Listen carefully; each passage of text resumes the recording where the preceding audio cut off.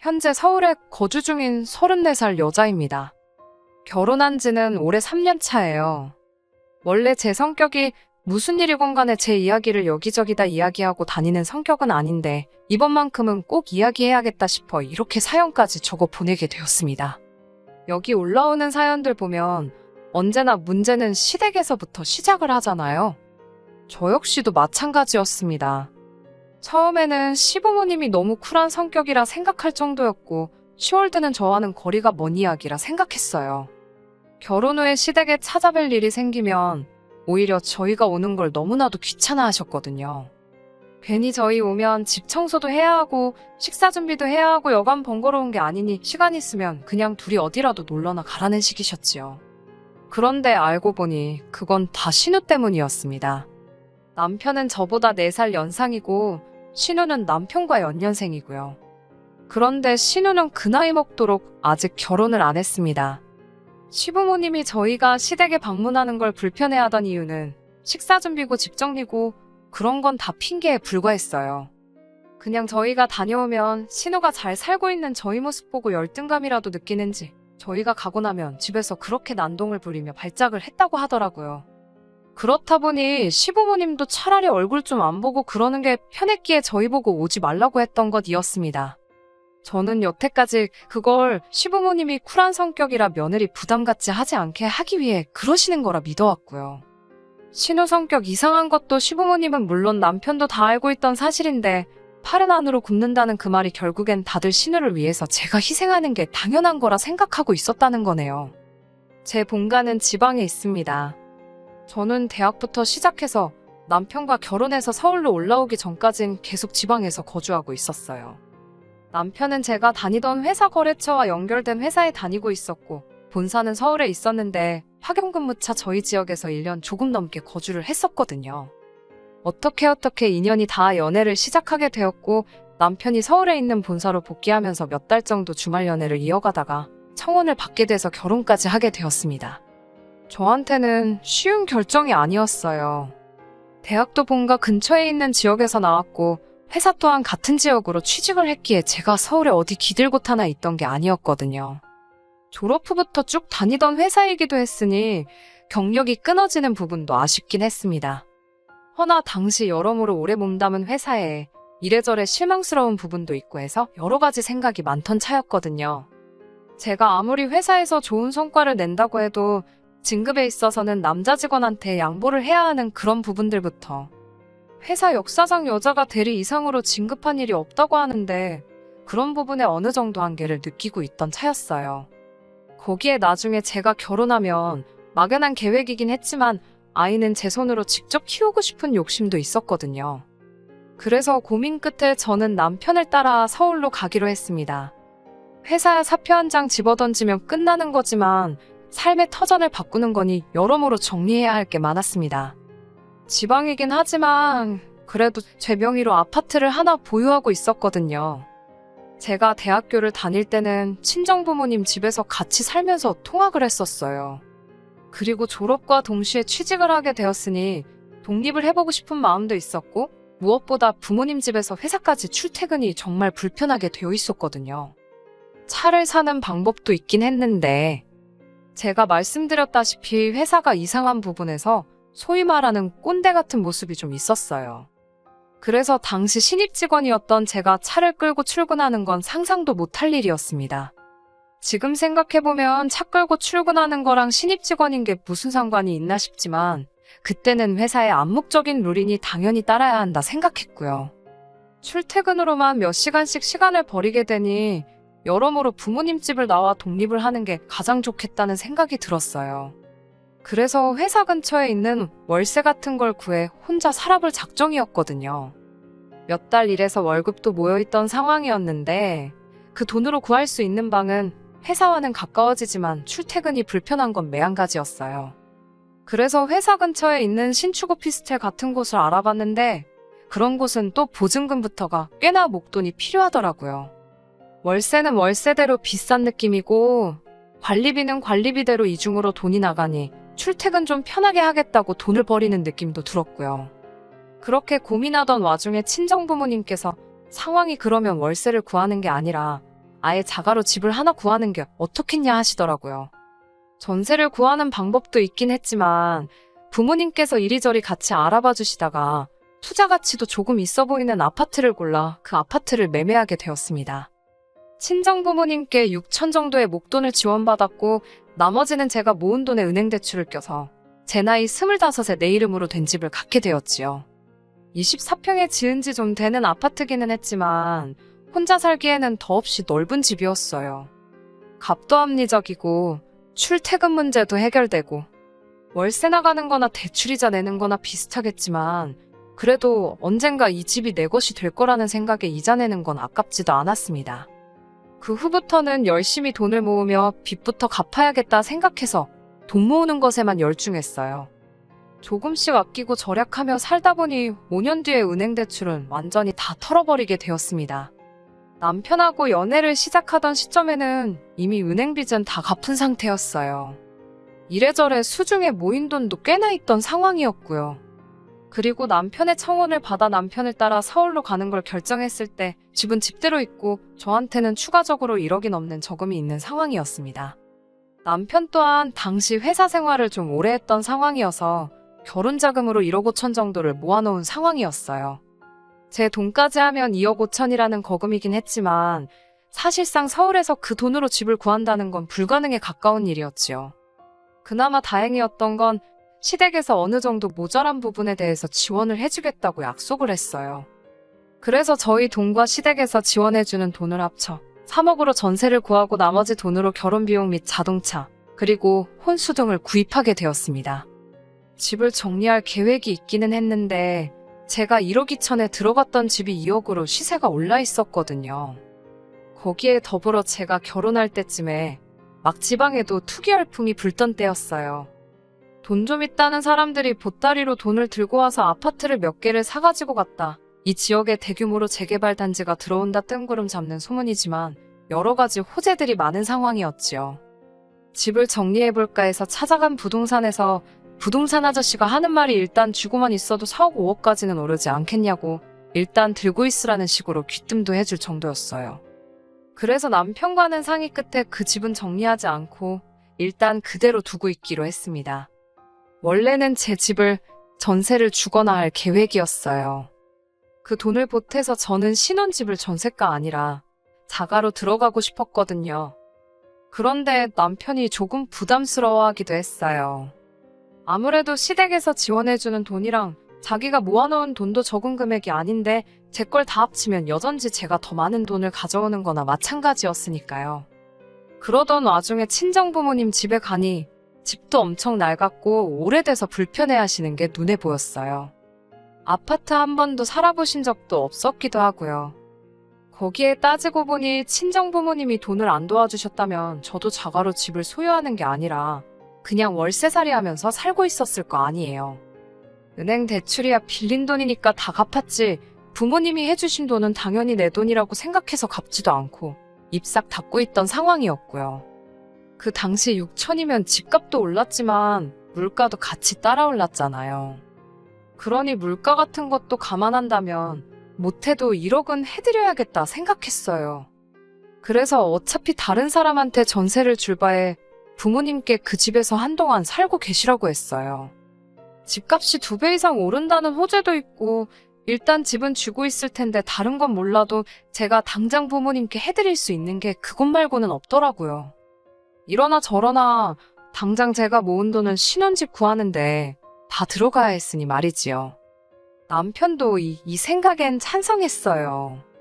어차피 다른 사람한테 전세를 줘봐야 남편은 그 돈이 부담스럽다고 할 테니 그냥 쥐고만 있을 돈이기도 했고 나중에 집값이 오르게 된다면 그 돈으로 부모님께 돈도 갚고 저희도 더 넓은 집으로 이사가거나 할 때 보탤 수 있으니 좋은 생각이라고 하더라고요. 들으셨다시피 트러블 하나 없는 결혼 준비라 저한테 이런 일이 일어날 줄은 상상도 못했지요. 결혼 준비하면서 헤어지는 사람들도 많다는데 저희는 모든 게 물 흐르듯 좋게 좋게 잘 넘어갔으니 말이지요. 신우와 결혼 전에는 딱히 만날 일이 없었는데 축의금도 일부러 그런 건지 3만 원만 내고 가고 집 들일 때도 빈손으로 와서는 뭐 가구가 싸구려 느낌이 나네 하면서 처음부터 시렌트를 내서 대충 신우가 저를 안 좋아한다는 건 눈치를 채고 있었어요. 제가 뭐 잘못한 게 있는 것도 아닌데 왜 저러나 싶었는데 말씀드렸던 대로 자기 결혼 못한 히스테리를 부리고 다녔던 거였어요. 그런데 유독 저한테 살살 맞게 구는 게 뭐 제가 모르는 게 더 있나 싶어서 남편을 추궁해 물어보니 그 이유라고 할 것도 엄청 보잘것없는 이유더라고요. 신우가 속이 그렇게 좁은 사람이란 걸 알고 더 놀라웠지요. 신우가 저보다 3살이 더 많은데 저한테 새언니라고 부르는 게 싫어서 저러는 거라더군요. 남편이 어찌어찌 해명이라고 하는 게 신우가 어려서부터 리더십이 있고 어디 모임 같은 거 있으면 다 주도해서 처리하고 감투도 쓰고 그렇게 항상 이끄는 역할을 해왔다대요. 감투 쓰고 다녔던 거랑 저한테 높임말 쓰는 게 무슨 상관이 있나 싶었는데 말인즉슨 신우 주변에 신우를 따르는 후배들이 많이 있는데 제가 그 후배들보다도 어리다는 거예요. 그런 저한테 높임말을 쓰는 모습이 상상이 가질 않는다니 어쩌니 해서 싫다는 겁니다. 그렇다고 제가 신우한테 내가 손윗 사람이니까 받들어 모셔라 강요한 것도 아니고 신우한테 반말을 찍찍하고 그랬던 것도 아니에요. 어이가 없고 황당하기는 했지만 싫다는데 제가 뭐 어쩔 도리가 있었겠나요. 괜히 신우 마음 돌려보겠다고 아양을 부릴 것도 아니고 신우랑 가깝게 지낸다고 해서 저한테 득이 될 것도 없으니 그냥 거리 두고 살자고 했죠.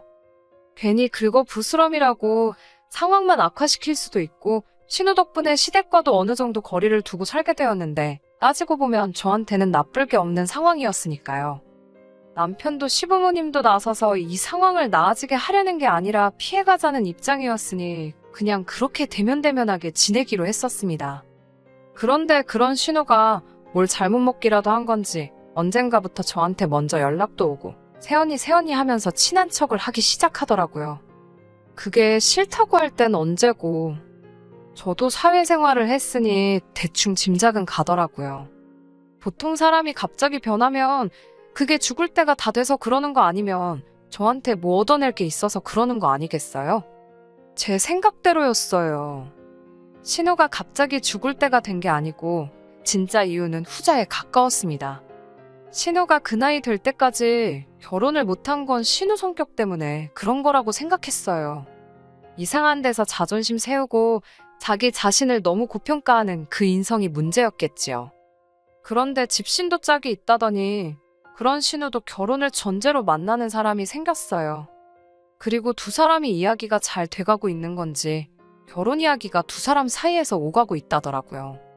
하지만 그때까지도 신우가 저한테 잘 보일 이유가 하나도 없다고 생각했거든요.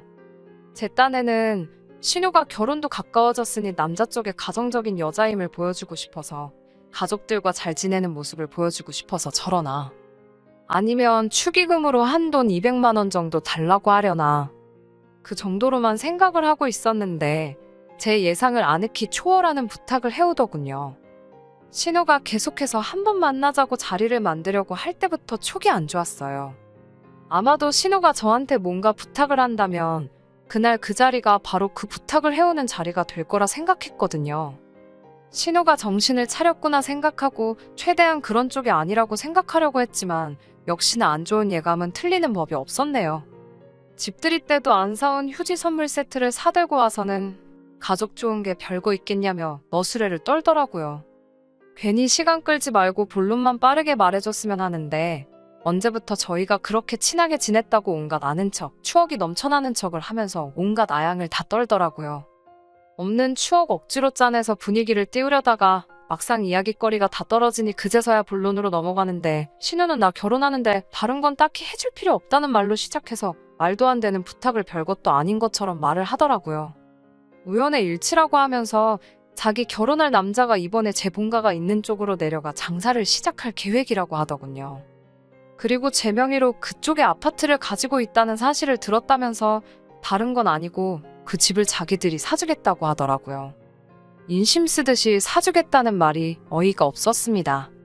제가 그 집을 팔려고 내놓은 적도 없고 그 집에 다른 사람도 아니고 친정부모님이 살고 계시는데 제가 미쳤다고 그 집을 친정부모님 이사시키고 신우한테 팔겠어요?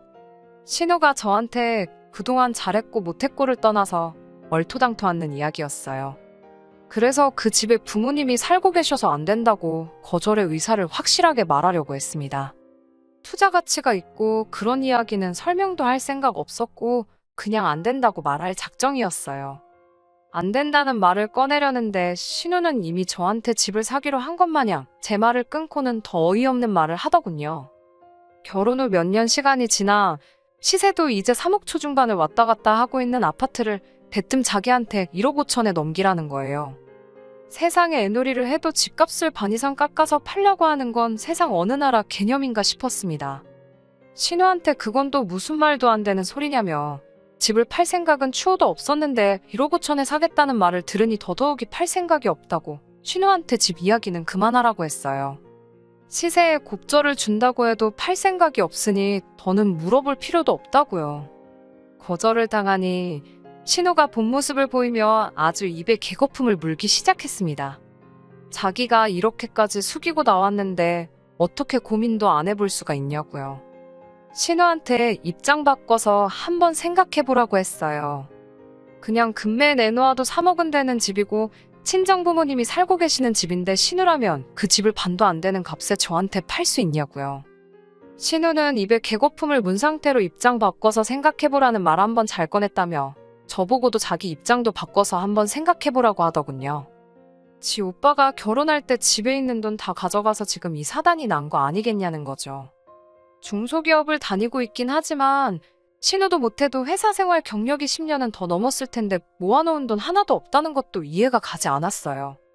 부모님이 도와주신 부분이고 집값이 오른 건 얻어 걸린 것도 있긴 하지만 저도 결혼할 때 1억 가지고 왔잖아요.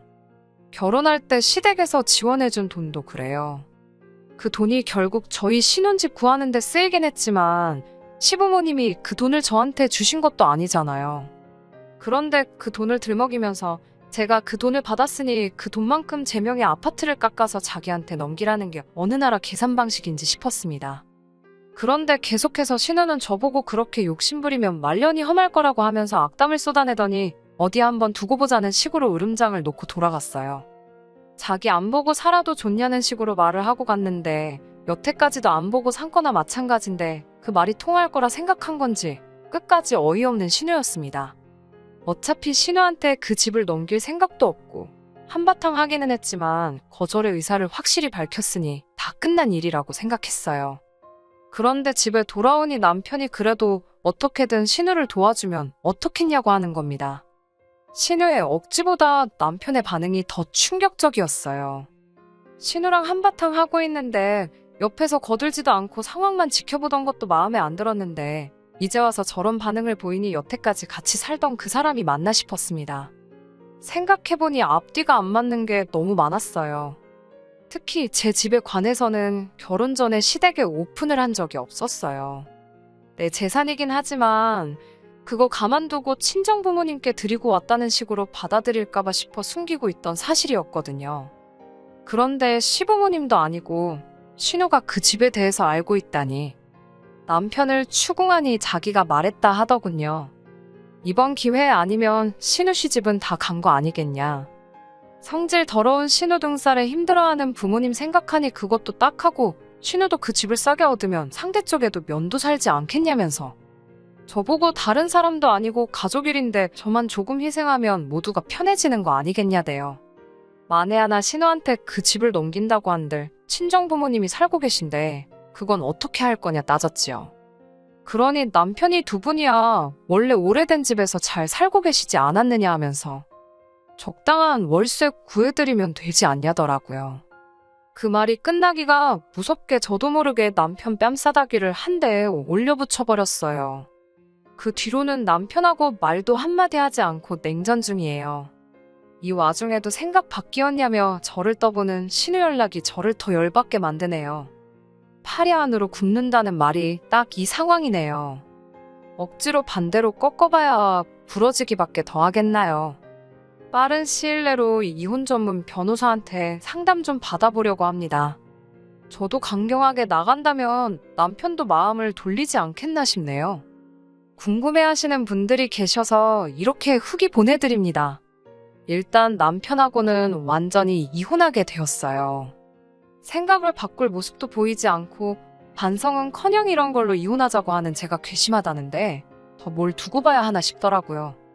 전후 사정을 알고 나니 이혼하는데 확신만 더 갖게 되었어요.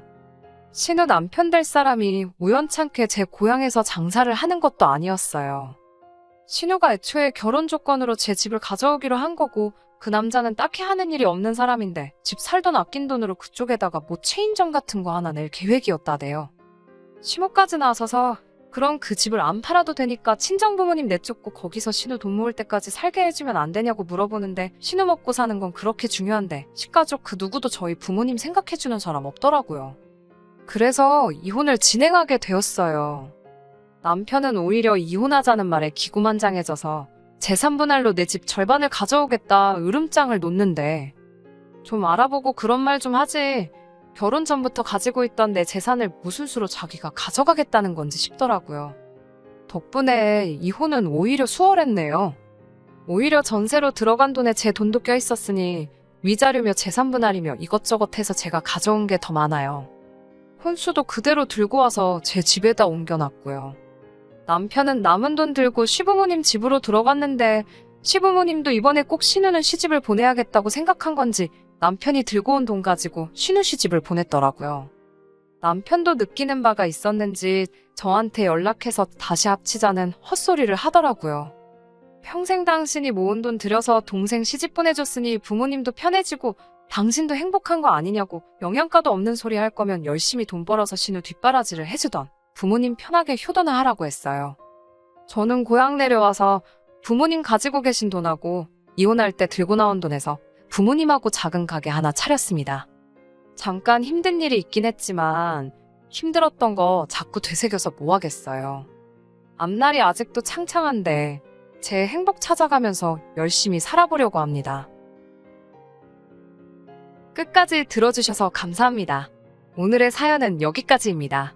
구독과 좋아요, 알람 설정 부탁드리고 더 좋은 사연으로 다시 찾아뵙겠습니다. 감사합니다.